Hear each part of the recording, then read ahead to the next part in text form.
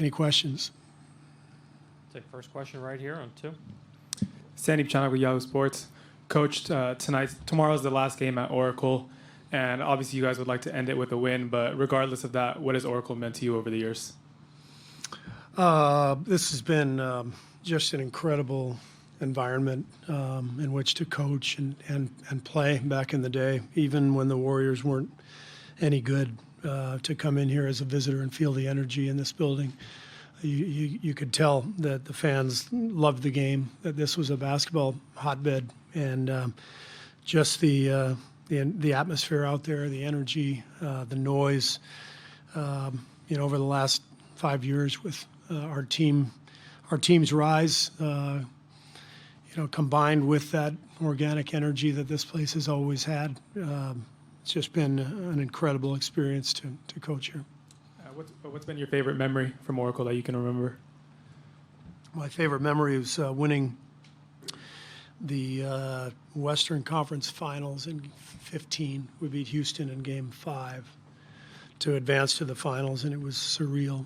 We weren't sure we were good enough to do it, and the fans hadn't seen anything like that in 40 years. So that was, to me, when this sort of all started. Okay, if we can try to hold it to one question, we can get around the room as fast as we can. Tim, on the right side. Steve, Tim Reynolds with the AP. Many times in this series, you've talked about a need for better transition D, better half-court D. What was your assessment of the defense you guys played in Game 5, particularly on the perimeter? I thought we played pretty well. We can always do better, but our guys competed like crazy. That's the main thing. Toronto's tough to guard because they've got a lot of passers and a lot of shooters.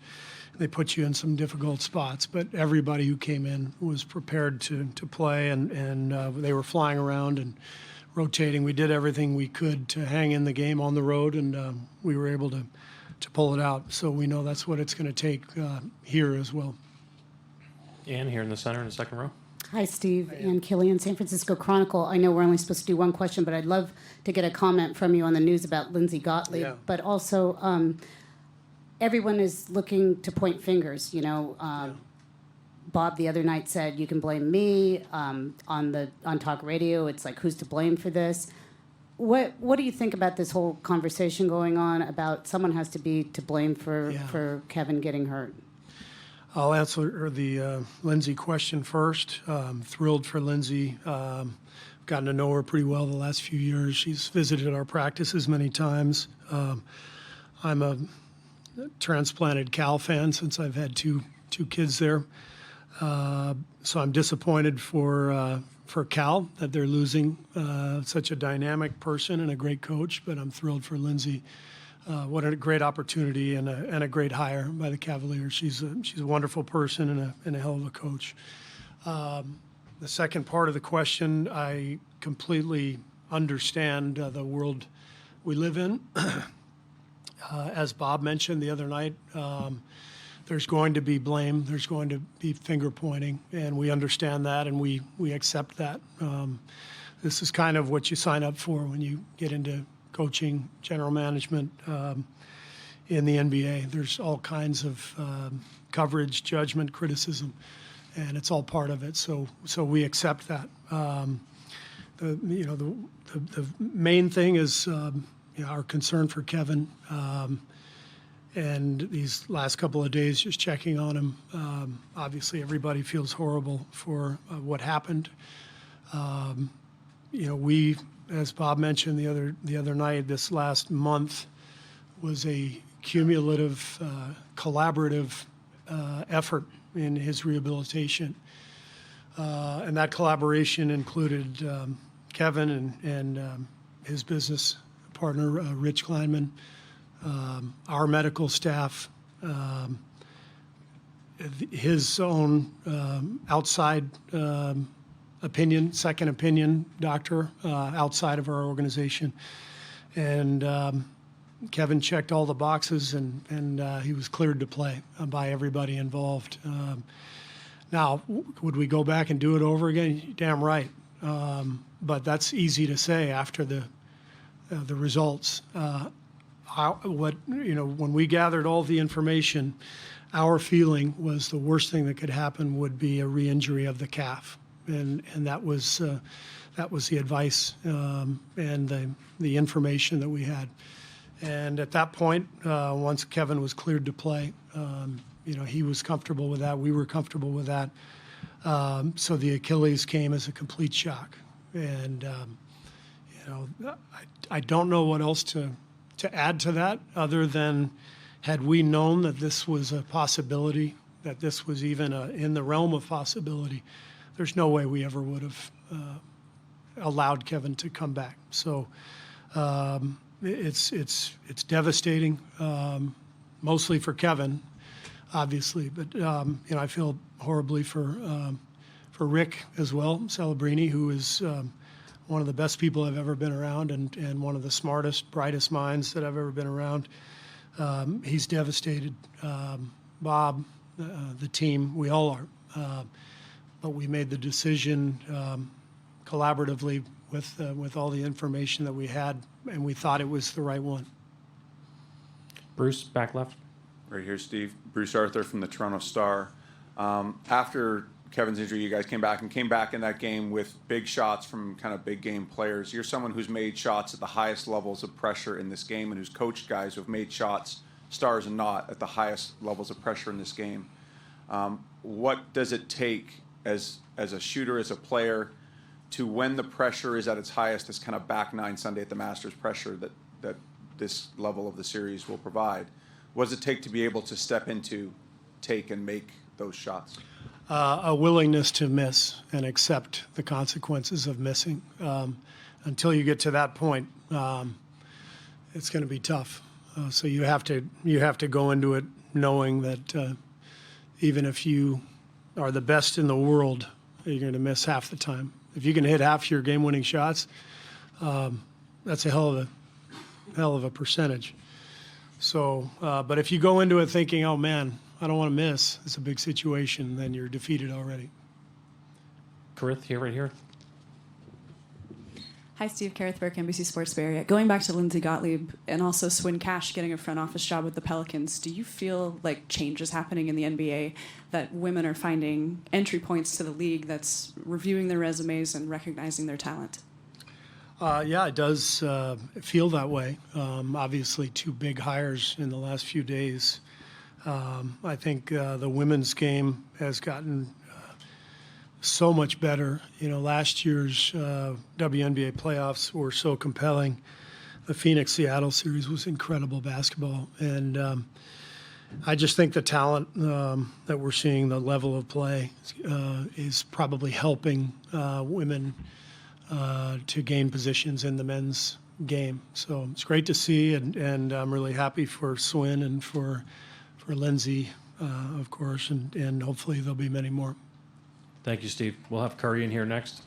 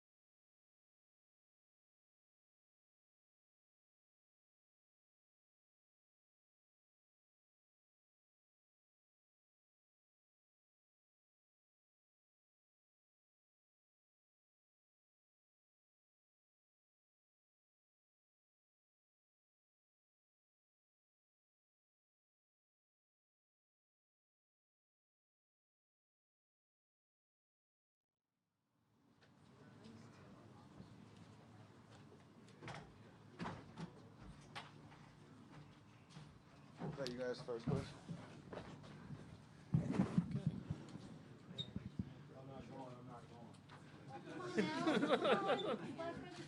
Come on, boss.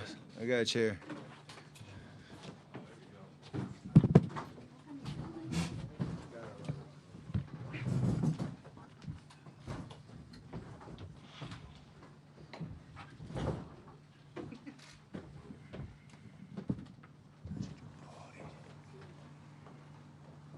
All right, Krista, first question right here on the front on one. The microphone's coming right over.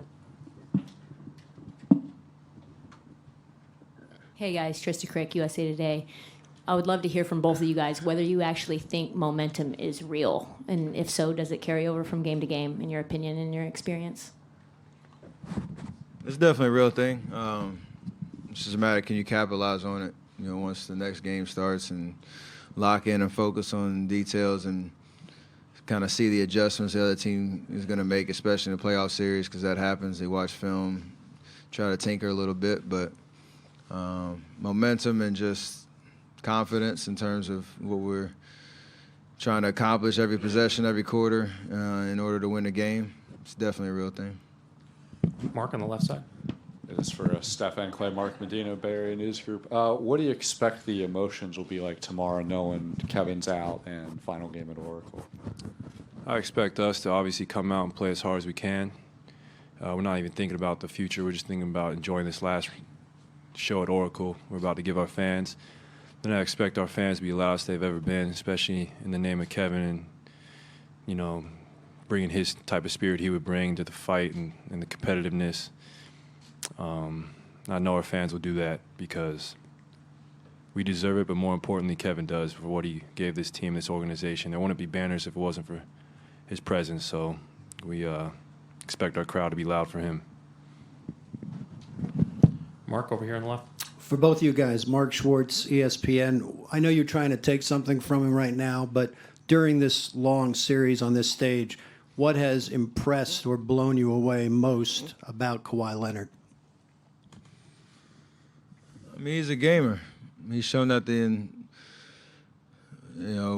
he's a Finals MVP back in San Antonio Spurs days for a reason, and he just makes winning plays, and he's obviously expanded his game since then and has shown offensively how dynamic he is. He requires attention at all times, so even really good defense, sometimes he finds a way, but for us, it's just playing the long game, understanding he might have great numbers and whatnot. It's just a matter, can we get the stops that matter? Can we win? Can we win the game? Any way that it takes, and he's just a competitor, and so we respect that for sure. And he's shown that again this entire playoff run that they've had. Melissa Roland, The Guardian. Kevin Durant Instagram that his soul was hurting after our last game. Have you guys had a chance to check in with him? How's he doing? How are you guys doing? And how much are you guys going to be playing for him come tomorrow? I mean, this first 24 hours, there's not much you can say in terms of him going through the process, figuring out how the extent of the injury and what the roadmap's going to look like coming back. But I don't think much needs to be said about the motivation that we have or are going to have tomorrow. Like Clay said, to protect our home court, feed off our crowd's energy, play for K, and try to keep our season alive. So, I mean, there's a lot of things that you can kind of tap into for energy tomorrow. We'll be ready. Michael in the center. Michael Grange from Sportsnet. This would be for either of you guys. Coming out of that timeout in Game 5, you each hit huge shots. It's nothing new for either of you in terms of hitting shots in big moments. Did you feel that coming on? Did you think that you guys were about to do something pretty special? And just in the bigger picture, what's it feel like to be stepping into shots like that really matter? I don't think we anticipated that to happen. We just kind of go out there and play. We're very in tune with each other, being that we've played with each other for years. So when we hit the open man, like Steph doesn't stop moving. That's how he got that curl three. Same with me. Draymond sacrificed his body, set a great screen. So it just comes down to having the chemistry we do with the team and just playing that ball movement type of basketball. And then I'm very on the defensive end, I think, is where we won that game. Just being able, just Draymond and Andre making huge reads to, all-world defenders. And then as far as stepping into those shots, we practice those every single day. So, and I know Steph's been doing it for 10 years with this organization, and me 8. So we know what it's like to take those, and we can live with the make or miss. It's just what it comes down to. Dan, towards the middle. Guys, also for either of you, Dan Wicke with the Los Angeles Times. Obviously, Kevin won't play the rest of this year, so that means the Death lineup or the Hamptons 5 lineup won't be out there. How important of a tool has that been for you guys since he's gotten here? And what do you think sort of the lasting legacy of that lineup and the way that kind of changed the way teams played? What do you think that'll be? I don't know much about the second part of that question, but just in terms of when we're healthy and we have all those 5 guys out there, the chemistry is solid because we don't take over each other's spots on the floor, and we all bring something different to the table. And we work off each other really well. There's a trust factor and just a rhythm to it on both ends of the floor. And I think we all just enjoy the pace that we can play with and the speed that we can show. So, it's just one of those things that when you see those 5 guys out there, something good's about to happen. And really, you don't know where it's going to come from, too. That's the best part about it, and we all enjoy each other's successes. So, it's a great lineup, obviously. I don't know the lasting legacy or whatever. Hopefully, there's still more of that to come. Over on the far right. Josh Peter with USA Today. Steph, there's some video online showing your parents getting heckled pretty bad outside the team hotel in Toronto. In light of what happened with Aisha, the fan getting arrested for the vulgar comments and some of the aggressive fan behavior, what do you make of what's happened? I think in terms of being in the finals 5 years in a row and being on the stage, it's hard to avoid those interactions with fans that want to kind of impose or make their imprint on the series somehow, some way, especially with social media these days. So I think it's kind of stupid, to be honest, in terms of people camping outside our hotel just to yell expletives at either us or our family members or whatever the case is. But we handle all that stuff with class and try to ignore it the best we can. And if they get something out of it, so be it. But it doesn't affect us at all in terms of what we're trying to do and how we, carry ourselves, us as team, as players, and people that represent us and our families as well. And in the front. Ann Kelly on San Francisco Chronicle. For both you guys, you're elite athletes, and there's a lot of talk right now about who's to blame for what happened to Kevin, if the organization pressured him, if he felt pressure from his teammates. I'm just wondering if, Clay, you've recently been injured, Steph, you've been injured in the past. What's your feeling about that kind of conversation about the blame game? I mean, everybody has great 20/20 hindsight, and it's 24 hours in a day, and there's a lot of different takes you can have on a situation like that. In our cases, and as well as Kay, and knowing him as a person and behind the scenes, we all want to play basketball. Like, if we have an opportunity to play or a chance to play, we want to play, and that's just how it is as competitors, and especially at this stage. So I trust our medical staff and know Bob Myers has our best interests in terms of not just what we can do in this series, but long term and our overall health. So you can see how hard he took it, talking to you guys after the game, and that's really genuine and authentic. So you can waste time talking about the what ifs and this and that. Injuries are tough, and they suck, and they're a part of our game, and they're going to continue to be a part of our game. But everybody, putting their collective, brains together to make the sound, smart decisions, and you kind of just live with that because that's what it's what's a part of our game.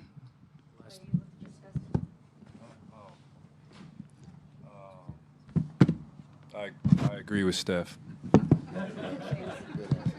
Scott, and then towards the back. Scott Ostler, San Francisco Chronicle. For both you guys, the Splash Brothers, is that just a corny nickname, or is there something more to that? And also, had Kevin kind of achieved full status in that brotherhood or not? I guess he didn't win enough Finals MVPs too. So, yeah, I don't know. I mean, I think he is above and beyond a Splash Brother with his ability. I don't think me and Steph, we could practice as many jump shots as we want. We still can't rise up and shoot over any man on this earth. So I don't think we need to include him in the Splash Bros to validate his talent and his skill, because it's pretty obvious to the human eye how good of an athlete, great of an athlete he is. Clay's just stingy. He wants that nickname for ourselves. He's not going to be giving that out to anybody. Last one towards the back. Jet Lu from the World Journal. Both of you guys, after Kevin's injury, his mother, mentioned the people who question him don't know him. He has a heart of true warrior. In your mind, what kind of person is KD? Why do so many people question him? That's just the nature of the game these days. It happens to the greatest athletes to ever play. Every athlete at his level has gone through it, whether it's been Kevin, Muhammad Ali, LeBron James, Michael Jordan, baseball players, Wayne Gretzky. They've all been questioned, especially in this day and age with the media and the 24-hour news cycle. There's going to be talking heads talking about his game and whatnot. That just comes with the territory. But we know who he is. We've won championship with him. I've played in international games with him. I've seen him every day in the gym. You don't need to question someone's heart or desire to play when you see their daily work and their resume. This man's won every accolade there is. So for these people to say that, it's really just irresponsible and stupid, because this man's been a basketball prodigy since he was 15, and his skill level is not attained unless you put the work in. Thanks, guys.